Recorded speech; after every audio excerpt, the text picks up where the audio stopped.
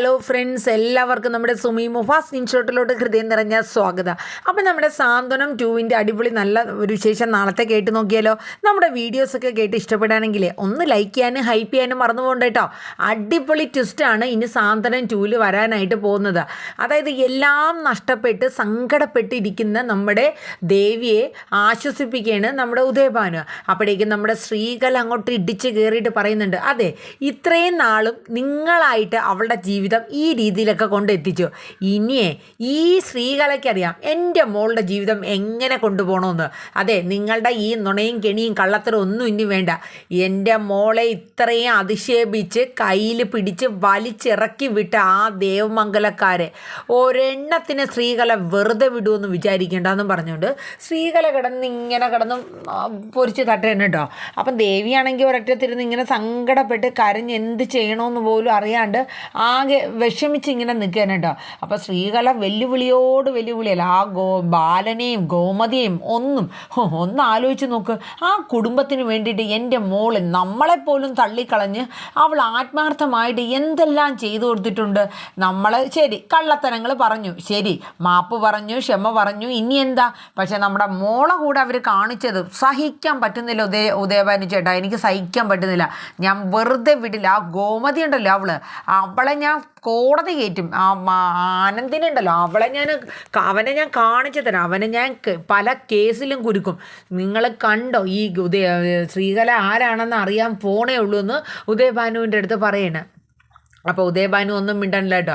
ആ സമയത്താണ് ആരോ ഉദയഭാനുവിൻ്റെ വീട്ടിൽ കോളിംഗ് ബെല്ല് അടിക്കുന്നത്. അപ്പോഴേക്ക് ശ്രീകല പറഞ്ഞു, ഞാൻ പോയി നോക്കിക്കോളാം, നിങ്ങളിവിടെ ഇരിക്കുക. കാരണം പ്രതീക്ഷിച്ച് ഇരിക്കും പോലെ ആരോ ആണ് അത്. അപ്പം നമ്മുടെ ശ്രീകല ചെന്നിട്ട് ഡോർ തുറന്നപ്പോഴത്തേക്കും പോലീസാണ്. അപ്പോൾ പോലീസുകാർ വന്നിട്ട്, ഈ ശ്രീദേവി എന്ന് പറഞ്ഞ ആളുടെ വീട് ഇത് തന്നെയാണോ? അപ്പോൾ അതേ സാറേ, ഞങ്ങളുടെ മകളാണെന്ന് പറഞ്ഞിട്ട് ശ്രീകല അകത്തോട്ട് വരാൻ പറഞ്ഞ് അങ്ങനെ അവർ അകത്തോട്ട് വരികയാണ്. അപ്പോഴേക്കും നമ്മുടെ ദേവി അങ്ങോട്ട് ചെല്ലുകയാണ്. അപ്പം ശ്രീകല നിങ്ങളാണോ എന്ന് ചോദിച്ചു. അതേ സാറേ, ഞാനാണ് ശ്രീകല. അതെ, നിങ്ങൾ ഒരു കംപ്ലൈൻറ്റ് കൊടുത്തായിരുന്നല്ലോ ആ ദേവമംഗലക്കാർക്കെതിരെയായിട്ട്. അപ്പോൾ അതിനെക്കുറിച്ച് കുറച്ച് കാര്യങ്ങൾ നിങ്ങളുമായിട്ട് സംസാരിക്കാനായിട്ട് വന്നതാണെന്ന് പറയാം. അയ്യോ, കംപ്ലൈൻറ്റോ? ഞാനോ? ഇല്ല സാർ, ഞാൻ കൊടുത്തിട്ടില്ലല്ലോ, എനിക്കൊരു കംപ്ലൈൻറ്റും ഇല്ലല്ലോ സാർ എന്ന് ദേവി പറയണ്.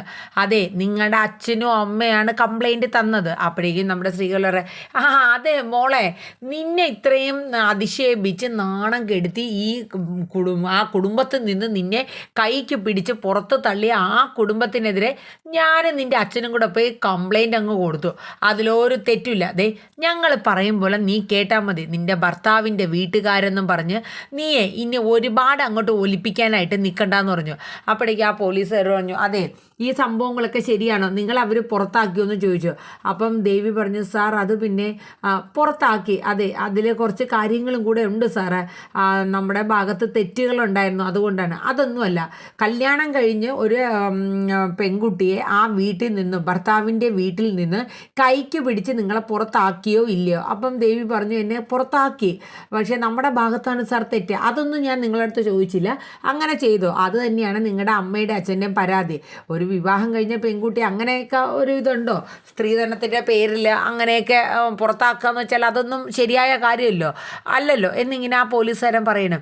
അപ്പോഴേക്കും നമ്മുടെ സ്ത്രീകളെ പറയുന്നുണ്ട്, സാറേ ഇവളുടെ ഭർത്താവെന്ന് പറയുന്ന ആ ആനന്ദുണ്ടല്ലോ, അവൻ കുടിച്ചിട്ട് വന്നിട്ട് എൻ്റെ മകളെ ഒരുപാട് ഉപദ്രവിക്കുക. അമ്മ ഇതെന്തൊക്കെയായി പറയണ? ആനന്ദേട്ടനോ? അമ്മ എന്തൊക്കെയാ ഈ പറയണേ? അപ്പം പറയും, അതെ സാറേ, ഇവളിപ്പോൾ അവരെ പൊതിഞ്ഞു പിടിച്ച് സംസാരിക്കുന്നതാണ് സാറേ, എനിക്കറിയാം സാറേ. സാറിനറിയോ, 2 മാസം മുന്നേ എൻ്റെ മോള് ഗർഭിണിയായിരുന്നു, ആ കുഞ്ഞു വരെ നഷ്ടപ്പെട്ടു. അതിന് കാരണക്കാർ ആ വീട്ടുകാരാണോ എന്ന് കൂടി ഞങ്ങൾക്ക് സംശയമുണ്ട് സാറേ. കാര്യം അങ്ങനത്തെ ആൾക്കാരാണ് സാറേ. സ്ത്രീധനത്തിൻ്റെ പേരിൽ എൻ്റെ മകളെ ഒരുപാട് ഹരാസ് ചെയ്തു സാറേ. ആ വീട്ടിലിട്ട് അടുക്കളപ്പണി എല്ലാം എൻ്റെ മോളെ കൊണ്ട് ചെയ്യിപ്പിച്ചു. അയ്യോ, എന്തൊക്കെയാണ് ഈ അമ്മ പറയണേ? അമ്മേ, ആവശ്യമില്ലാത്ത ഓരോ കാര്യങ്ങൾ പറയരുതെന്ന് ദേവി ഇങ്ങനെ നമ്മുടെ സ്ത്രീകളുടെ അടുത്ത് പറയണം. നീ മിണ്ടാതിരിക്കടി, ഞാൻ പറഞ്ഞോളാം എന്ന് പറഞ്ഞിട്ട് ശ്രീകല കാര്യങ്ങളൊക്കെ ഇങ്ങനെ എണ്ണിപ്പിറക്കി ഓരോന്നും പറയണ. അങ്ങനെ ആ പോലീസുകാർ പറഞ്ഞു, കുട്ടി ഒരു കാര്യം മനസ്സിലാക്കി, ഇന്നത്തെ കാലത്തെ അങ്ങനെ നമ്മൾ ഭർത്താവിൻ്റെ വീട്ടുകാരെ പൊതിഞ്ഞു പിടിക്കേണ്ട കാര്യമൊന്നുമില്ല.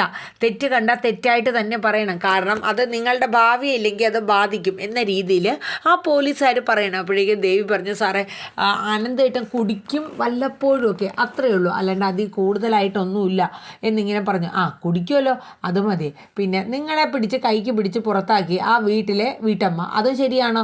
അത് ശരിയാണ് സാറേ, പക്ഷേ ഞങ്ങളുടെ ഭാഗത്ത് ഒരുപാട് തെറ്റുകൾ സംഭവിച്ചിട്ടുണ്ട് സാറേ, അതുകൊണ്ടാണ് അവരെ കുടുംബമൊന്നും അങ്ങനെ മോശപ്പെട്ടൊരു കുടുംബമൊന്നുമില്ല, അവരൊക്കെ നല്ല ആൾക്കാരാണ്. മതി മതി മതി മതി. അപ്പോൾ നമ്മുടെ സ്ത്രീകൾ പറഞ്ഞു, സാറേ എവളെ കൂടെ അധികം ക്വസ്റ്റ്യൻ ചോദിക്കാണ്ടിരിക്കുന്നതാണ് നല്ലത്, കാരണം ഇവക്ക് കുറച്ച് മാനസികമായിട്ട് ഇച്ചിരി ബുദ്ധിമുട്ടായിപ്പോയി. അവിടെ നിന്ന് ഇറങ്ങിയ പിന്നെ എന്താ പറയണേന്ന് കൂടി ഇവക്ക് ഒരു ഓർമ്മയും ചെമ്മണ്ടിയും ഒന്നും ഇല്ല സാറേ. അതുകൊണ്ട് നിങ്ങൾ പോയി ആ വീട്ടിലെ അതിൻ്റെ അയൽവക്കത്തൊക്കെ ഒന്ന് തിരക്കി നോക്കുക, ആ വീട്ടുകാരെ കുറിച്ചുള്ള കാര്യങ്ങളൊക്കെ എന്താണെന്ന് നിങ്ങൾക്ക് മനസ്സിലാകുമെന്ന് സ്ത്രീകളെ അങ്ങോട്ട് അടിച്ച് കയറ്റിയാണ് കേട്ടോ. അങ്ങനെ ആ പോലീസ് ഇവിടെ നിന്നുള്ള ഇൻഫർമേഷനൊക്കെ സ്വീകരിച്ചിട്ട് നേരെ ദേവമംഗലത്തോട്ട് ചെല്ലുകയാണ്. അങ്ങനെ അവിടെ ഒരു പോലീസ് വണ്ടിയൊക്കെ വന്ന് ഇറങ്ങി കഴിയുമ്പോഴത്തേക്കും അപ്പുറത്ത് നമ്മുടെ കൃഷ്ണമംഗലത്ത് അവരൊക്കെ നോക്കുന്നുണ്ട് കേട്ടോ, പോലീസ് ജീപ്പാണല്ലോ വന്ന് ഇറങ്ങിയിരിക്കണേ. അങ്ങനെ വന്ന് ദേവമംഗലത്തെ കോളിംഗ് ബെല്ല് അടിക്കുമ്പോഴത്തേക്കും ബാലനാണ് ഡോറ് തുറക്കുന്നത്. അതെ, ആനന്ദ് എന്ന് പറയുന്ന ആളുടെ വീടാണ്. അപ്പം ബാലൻ പറഞ്ഞു, അതെ സാറേ എൻ്റെ മകനാണ്, അയാൾ ഇവിടെ ഉണ്ടോ? ഉണ്ടല്ലോ സാറേ, ഒന്ന് വിളിക്കുക. എടാ ആനന്ദേ. അപ്പം നമ്മുടെ ബാലൻ വിളിക്കുകയാണ്. അങ്ങനെ ആനന്ദ് വരെയാണ്. അങ്ങനെ ആനന്ദ് വന്നപ്പോഴത്തേക്ക് ഈ പോലീസ് പറഞ്ഞു, അതെ നിങ്ങൾക്കെതിരെ ഒരു പരാതി കിട്ടിയിട്ടുണ്ടെന്ന് പറയാം. പരാതിയോ? എന്താ സാർ? അതെ, നിങ്ങളുടെ ഭാര്യയെ ഈ വീട്ടിൽ നിന്ന് സ്ത്രീധനത്തിൻ്റെ പേരിൽ നിങ്ങൾ പുറത്താക്കുകയും ആ സ്ത്രീയെ മാനസികമായും ശാരീരികമായും ഒക്കെ നിങ്ങൾ പീഡിപ്പിച്ചതായിട്ടും നിങ്ങളുടെ വീട്ടുകാർ, അതായത് നിങ്ങളുടെ അമ്മയെ സഹിതം പീഡിപ്പിച്ചതായിട്ടും ഒരു കംപ്ലൈൻറ്റ് കിട്ടിയിട്ടുണ്ടെന്ന് പറയാണ്. ഇത് കേട്ടപ്പോഴത്തേക്ക് ഗോമതിയൊക്കെ അകത്തുനിന്ന് അന്തളിച്ച് വരെയാണ്. അയ്യോ സാറേ, എൻ്റെ മകൻ അങ്ങനെ ഒരു തെറ്റൊന്നും ചെയ്തിട്ടില്ല, ഇതാരോ കള്ളക്കേസ് ഉണ്ടാക്കി തന്നേക്കണേ സാറേ, എൻ്റെ മകൻ ഒരു തെറ്റും ചെയ്തിട്ടില്ല എന്ന് പറഞ്ഞ് ഗോമതിയും പറയുന്നുണ്ട്, ബാലനും പറയുന്നുണ്ട് കേട്ടോ. അപ്പോൾ ആ പോലീസുകാർ പറഞ്ഞു, അതൊക്കെ സ്റ്റേഷനിൽ ചെന്നിട്ട് നമുക്ക് തീരുമാനിക്കാം, എന്തായാലും നമുക്ക് ആക്ഷൻ എടുക്കാണ്ടിരിക്കാൻ പറ്റില്ല, കാരണം പെൺകുട്ടിയുടെ നേരെ ഗാർഹിക പീഡനം നടത്തിയിട്ടുണ്ട്, അതുകൊണ്ട് ഞങ്ങൾക്ക് ആക്ഷൻ എടുക്കാൻ പറ്റില്ല എന്നുള്ളതാണ് ആ പോലീസുകാർ പറയുന്നത്. അങ്ങനെ നമ്മുടെ ആനന്ദിനെ അവിടെ നിന്ന് വിലങ്ങ് വെച്ച് കൊണ്ടുപോവുകയാണ്. അപ്പോൾ ഇത് കണ്ട് പുറത്തോട്ട് ഇറങ്ങിയ ആനന്ദിനെ കണ്ട് നമ്മുടെ കൃഷ്ണമംഗലത്തെ അച്യുതനൊക്കെ ഭയങ്കര സന്തോഷമാവാണ്. കാരണം എന്ന് വെച്ചാൽ തൻ്റെ മകനെ ജയിലിൽ കയറ്റി ആസ്വദിച്ചവരാണ് അവർ. ഇപ്പം അയാളുടെ മകനെ ജയിലിൽ കയറ്റി, ഇത് മതി, എനിക്ക് ഇത് മതിയെന്നും പറഞ്ഞ് അച്യുതന് ഭയങ്കര സന്തോഷം കാണിക്കണം. അപ്പോൾ അനന്തൻ പറഞ്ഞു, അച്യുതാ നീ ആയിരിക്കും ഇതിൻ്റെ പിന്നിൽ, ആ ഉദയഭാനുവിനെയൊക്കെ പറഞ്ഞെരിപ്പിച്ച് നീ ആയിരിക്കും ഈ പണിയൊക്കെ ചെയ്തതെന്ന് അനന്തൻ ചോദിക്കുന്നുണ്ട്. അപ്പോഴേക്കും അച്യുതൻ പറഞ്ഞു, ഞാൻ തന്നെ അനന്തേട്ടാ, ഞാൻ തന്നെ. കാരണം എന്ന് വെച്ചാലേ എൻ്റെ മകൻ്റെ കൂടെ ചെയ്ത ക്രൂരത ചെറിയ ക്രൂരതയൊന്നുമല്ല, കൊടും ക്രൂരതയാണ്. അപ്പോൾ ഞാനേ ഇതല്ല, ഇതിനപ്പുറം വേണമെങ്കിൽ ചെയ്യുമെന്ന് പറയുന്നത്. അങ്ങനെ നമ്മുടെ ആനന്ദിനെ ജയിലിലോട്ട് കൊണ്ടുപോവുകയാണ്. അപ്പോഴേക്കും നമ്മുടെ ദേവി അവിടെ നിന്ന് പെട്ടെന്ന് തന്നെ വരെയാണ്. കാരണം എന്ന് വെച്ചാൽ എന്തായാലും ആനന്ദിനെ അറസ്റ്റ് ചെയ്യും എന്നുള്ളത് ദേവിക്ക് ഉറപ്പായി. അങ്ങനെ ദേവമംഗലത്തോട്ട് വരെയാണ്. അപ്പോഴേക്കും ഗോമതി ദേവിയെ കണ്ടിട്ട് പറയും, എടി ഒരുമ്പെട്ടവളെ, ഇത്രയും ചെയ്തതൊന്നും പോരാഞ്ഞിട്ടാണോടി എൻ്റെ മകനെ ഈ ജയിലിലോട്ട് നീ കയറ്റിയത്? നിനക്ക് സമാധാനം വരരുത്, ഇനി ഒരു നിമിഷം നീ ഈ കുടുംബത്ത് കാലെടുത്ത് വെച്ച് പോകരുത്. നിന്നെ ഞാനേ ഒരു മകളായിട്ടാണ് ഞാൻ സ്നേഹിച്ചത്, നീ ഇത്രയും ശിക്ഷ എൻ്റെ കുടുംബത്തും എൻ്റെ മക്കളോടും എൻ്റെ മകനോടും എൻ്റെ ചേട്ടനോടും ഒന്നും നീ ചെയ്യുമെന്ന്, ഭർത്താവിനോടൊന്നും ചെയ്യുമെന്ന് ഞാൻ കരുതിയില്ലടി, നീ ഇറങ്ങടി ഈ വീട്ടിൽ നിന്നും പറഞ്ഞ് ദേവിയെ ആട്ടി ഇറക്കണം. അപ്പം ദേവി പറഞ്ഞു, അമ്മേ ഞാൻ ഒരു തെറ്റും ചെയ്തില്ല, ഞാൻ അറിയാണ്ട് അമ്മയും അച്ഛനും പോയി പരാതി കൊടുത്തതാണ്. ആ സ്റ്റേഷനിൽ പോയി ഇതൊക്കെ തെറ്റാണെന്നും ഇത് കേസ് പിൻവലിക്കണം എന്ന് പറയാനായിട്ടാണ് ഞാൻ വന്നത്. ഞാൻ പോയി പറഞ്ഞ് കേസ് പിൻവലിച്ചോളാം അമ്മേ.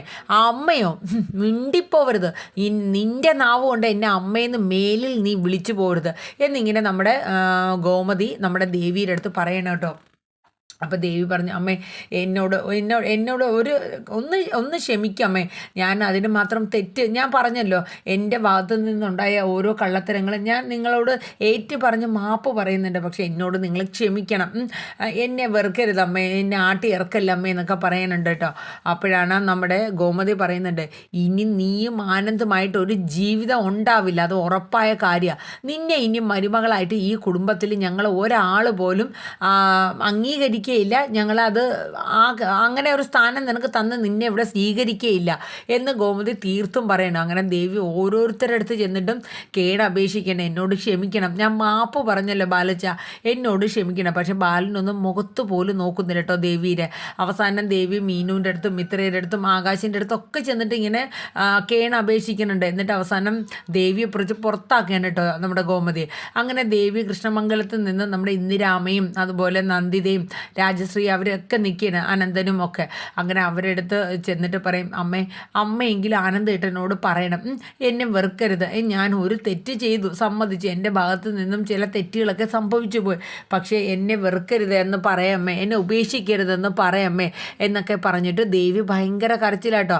അപ്പം അനന്തനും നന്ദിതയ്ക്കും ഇന്ദിരാമ്മയ്ക്കൊക്കെ വല്ലാത്തൊരു വിഷമം തോന്നുന്നു. കാരണം ദേവിയുടെ സ്നേഹം അവർ ശരിക്കും കണ്ടിട്ടുള്ളതാണ്. ആ കുടുംബത്തിനോടുള്ള ദേവിയുടെ സ്നേഹമൊക്കെ അവർ നേരിട്ട് കണ്ടേക്കണേ. പക്ഷെ അച്യുതനും രാജശ്രീ ഇതിലൊന്നും ഒതുങ്ങില്ല കേട്ടോ.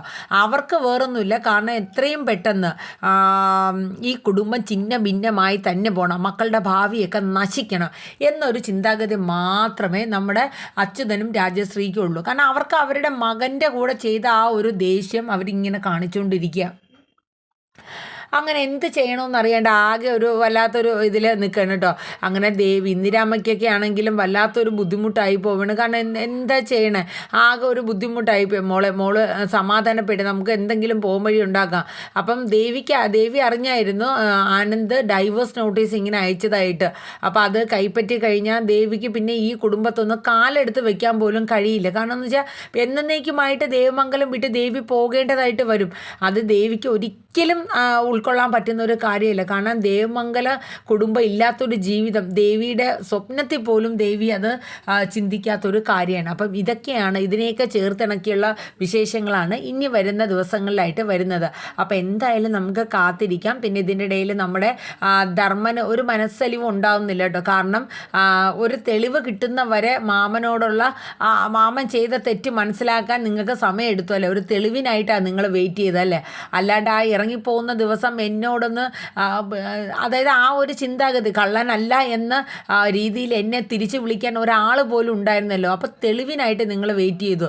അപ്പം ധർമ്മനെ വിളിച്ചുവെങ്കിലും ധർമ്മൻ പിന്നെ ദേവമംഗലത്തോട്ട് വരാനായിട്ട് കൂട്ടാക്കില്ല. ഇതേ സമയം നമ്മുടെ അച്യുതനാണെങ്കിൽ ആഞ്ഞു പിടിച്ച് ശ്രമിക്കുകയാണ് നമ്മുടെ ധർമ്മന് ഒരു ഷോപ്പിംഗ് കോംപ്ലക്സ് ഇട്ട് കൊടുക്കാനും നമ്മുടെ ബാലനെതിരെ അങ്കത്തട്ടിൽ ഇറങ്ങാനായിട്ടാണ്. അതായത് ബാലൻ്റെ ഗോമതി സ്റ്റോറൊക്കെ പൊളിഞ്ഞടുക്കണം, അതിന് വേണ്ടിയിട്ടാണ് ഇങ്ങനെ ഒരു ഷോപ്പിംഗ് കോംപ്ലക്സ് ഇട്ട് കൊടുക്കുന്നത്. അപ്പോൾ അതിനെ സംബന്ധിച്ച കഥകളൊക്കെയാണ് ഇനി വരുന്ന ദിവസങ്ങളിൽ. അപ്പോൾ നമുക്ക് പുതിയ ട്വിസ്റ്റിനായിട്ട് കാത്തിരിക്കാം. നമ്മുടെ വീഡിയോസൊക്കെ കേട്ട് ഇഷ്ടപ്പെട്ട് കഴിഞ്ഞുവെങ്കിൽ ഒന്ന് ലൈക്ക് ചെയ്യാനും ഹൈപ്പ് ചെയ്യാനും മറക്കരുത്. അതുപോലെ നമ്മുടെ ഈ ചാനലിൽ ഇന്നലെ തിങ്കളാഴ്ച നമ്മുടെ പവിത്രം സീസൺ 2 5 എപ്പിസോഡുകൾ അപ്ലോഡ് ചെയ്തിട്ടുണ്ട്. കേൾക്കാത്തവരൊക്കെ ഉണ്ടെങ്കിൽ ഒന്ന് കേൾക്കുക. അതോടൊപ്പം രാത്രി 9:30 നമ്മുടെ മടതൂരും മുമ്പയുടെ പ്രൊമോ വരുന്നതാണ്. അപ്പോൾ എല്ലാവരും നമ്മുടെ വീഡിയോസൊക്കെ ഒന്ന് സപ്പോർട്ട് ചെയ്യണം കേട്ടോ. അപ്പോൾ നല്ലൊരു ശുഭരാത്രി പറഞ്ഞുകൊണ്ട് ഞാൻ നിർത്തുന്നു. Thank you, bye bye, take care.